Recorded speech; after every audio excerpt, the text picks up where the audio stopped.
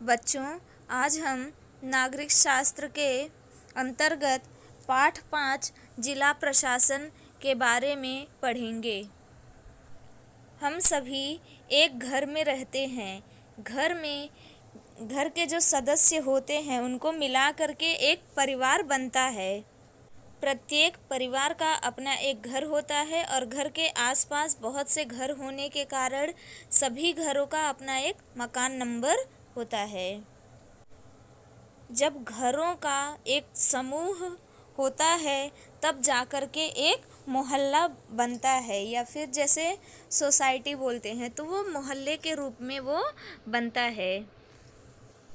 मोहल्ले के समूह से मिलकर गांव या शहर बनता है। जब कई मोहल्ले एक साथ में एकत्रित कर दिए जाएंगे तो वो गांव बनेगा या शहर बनता है। जब कई शहर या गांवों का एक समूह बनता है तो उसके बाद में जो समूह बनेगा उसे हम क्या कहेंगे? तहसील कहते हैं। तहसील जो है कई गांवों का, कई शहरों का समूह होता है। कई तहसीलों को जब मिला दिया जाता है तब जा कर के जिला बनता है। तो आज हम पाठ 5 जिला प्रशासन के अंतर्गत जिलाधिकारी के बारे में जानेंगे, पुलिस प्रमुख और जिला न्यायालय के बारे में देखेंगे। आपको यहाँ पे 3 बच्चे दिखाई दे रहे हैं। जिला परिषद को हम समझे, पर वहाँ जिलाधिकारी कहाँ होता है? समाचार पत्रों में तो जिलाधिकारी से संबंधित समाचार होते हैं। हमारे शिक्षक ही हमें बता सकते हैं। मेरी बड़ी बहन हमेशा कहती है कि उसे जिलाधिकारी बनना है। तो ये जो बच्चे हैं आपस में बात कर रहे हैं कि जिला परिषद क्या होता है, जिलाधिकारी कौन होता है, उसकी नियुक्ति कैसे की जाती है, इसके बारे में हमें यही जानना है। तो इस पाठ के अंतर्गत ये जो हैं प्रश्न, इसके उत्तर भी हमें मिल जाएंगे।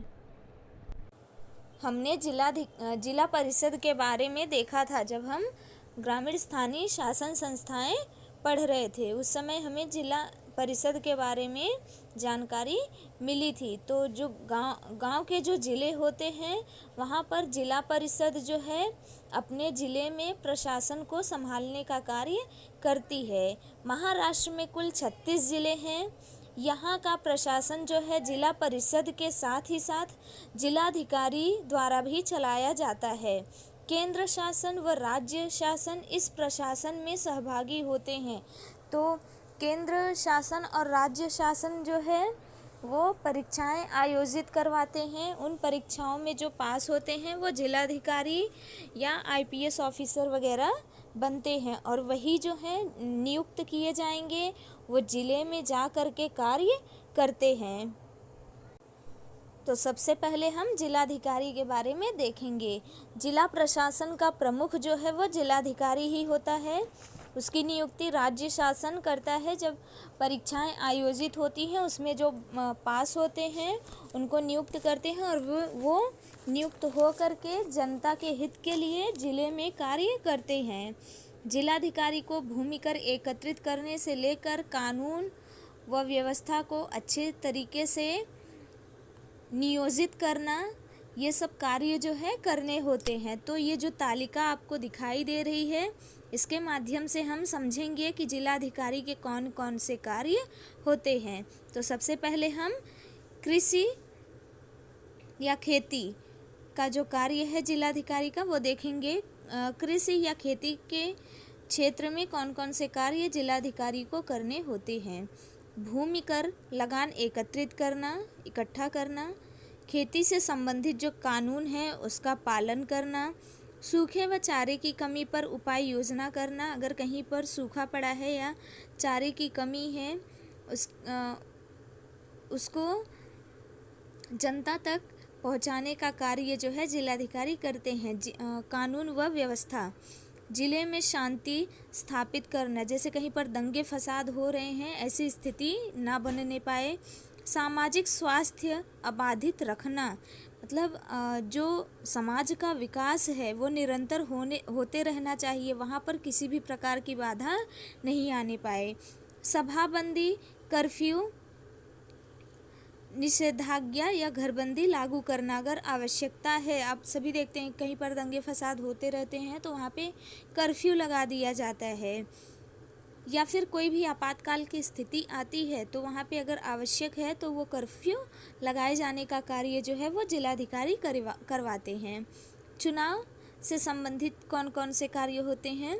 चुनाव योग्य पद्धति से संपन्न करवाना। कहीं पर भी चुनाव हो रहा है, कई बार ऐसी स्थिति आ जाती है कि जो पक्ष और विपक्ष जो दो राजनेता होते हैं, दो पार्टियां होती हैं, उसमें मारपीट या फिर कई बार ऐसा होता है कि जाली नोट वगैरह भी पड़े। ऐसी स्थिति में जिलाधिकारी ये देखते हैं कि चुनाव का जो कार्य है वो अच्छे तरीके से हो रहा है या नहीं। चुनाव संबंधी आवश्यक निर्णय लेना, अगर कोई निर्णय लेना है तो वो भी वो लेते हैं। मतदाता सूची अद्यतन करना।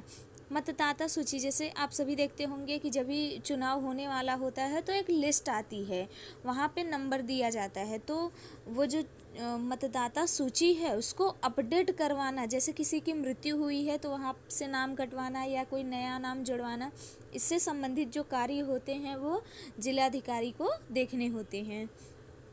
आपदा प्रबंधन, आपदा के समय तुरंत निर्णय लेकर होने वाली हानि को रोकना। आपदा प्रबंधन व्यवस्था को निर्देश देना। आपदाग्रस्त जो लोग हैं उनका पुनर्वसन करना। कई बार होता है बाढ़ वगैरह आ जाती है तो सामान वगैरह बह जाता है, तो ऐसी स्थिति में जो आपदाग्रस्त लोग हैं उनको उचित सुविधाएं, चाहे खान पान से या फिर उनके दैनिक जीवन से संबंधित कोई वस्तु की आवश्यकता है तो वो उपलब्ध करवाने का कार्य जो है वो जिलाधिकारी करते हैं। जैसा कि मैं पहले ही बताई आपको कि कई तहसील जब मिलते हैं तो जिला जो है बनता है, तो प्रत्येक ज़िले में तहसीलदार होता है। प्रत्येक तहसील के लिए एक तहसीलदार होता है और एक ज़िले में कई तहसील होते हैं। तहसीलदार जो है वो कोई विवाद है उसको निपटाने का कार्य करता है। तहसील में शांति व सुव्यवस्था बनाए रखने की जिम्मेदारी भी तहसीलदार पर ही होती है। अब हम अगला मुद्दा देखेंगे, जिला पुलिस प्रमुख। महाराष्ट्र के प्रत्येक जिले में एक पुलिस अधीक्षक होता है, उसको अंग्रेजी में पुलिस सुपरिटेंडेंट भी कहते हैं। वो जिले का मुख्य पुलिस अधिकारी होता है। जिले में शांति व सुव्यवस्था बनाए रखने में जिला पुलिस प्रमुख जिलाधिकारी की मदद करता है। शहर में शांति व सुव्यवस्था बनाए रखने का जो जिम्मेदारी है वो पुलिस आयुक्त पर ही होता है। पुलिस आयुक्त यानी कि कमिश्नर। ये जो आपको बॉक्स के रूप में दिखाई दे रहा है, जिला प्रशासन में किस तरह से कार्य किया जाता है, उनके पद कौन कौन से होते हैं ये दिया गया है। जिलाधिकारी जो है वो उच्च पद पर होता है, उसके बाद उप जिलाधिकारी होता है, फिर तहसीलदार होता है, फिर पटवारी या तलाठी होता है, फिर पुलिस पाटिल होता है। और वहीं जिला पुलिस प्रमुख के अंतर्गत पुलिस अधीक्षक होता है, पुलिस उप अधीक्षक होता है, पुलिस निरीक्षक होता है और सहायक पुलिस निरीक्षक होता है। तो इस तरीके से जो पद हैं वो उच्च से निम्न होते हैं, तो वो अपने पद के हिसाब से जो पुलिस होते हैं या अधिकारी होते हैं वो कार्य करते हैं।